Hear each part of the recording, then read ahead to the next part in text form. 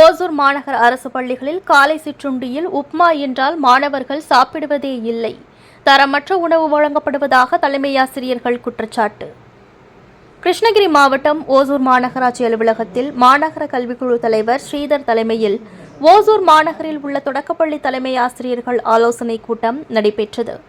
இக்கூட்டத்தில் பங்கேற்ற தலைமை ஆசிரியர்கள் பள்ளிகளில் போதுமான கட்டிடங்கள் இல்லை, கழிப்பறைகள் வேண்டும், மின்வசதி உள்ளிட்டவை ஏற்படுத்தி தர வேண்டும் என வலியுறுத்தினர்.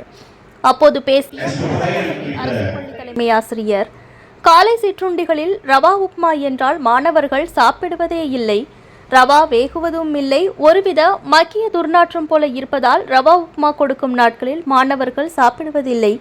அதேபோல் 2-3 வகையான காய்கறிகள் மட்டும்தான் எப்பொழுதும் சமைக்கப்படுகிறது.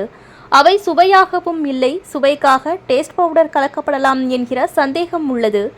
எனவே தரமான தினமும் வகையான உணவுகளை வழங்கினால் மட்டுமே இத்திட்டம் வெற்றி பெறும், மாணவர்களும் சாப்பிடுவார்கள் என்றார்.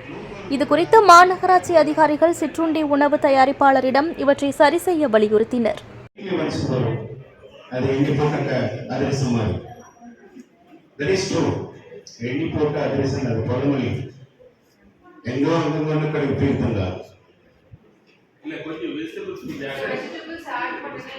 Some of the students keep some vegetable asking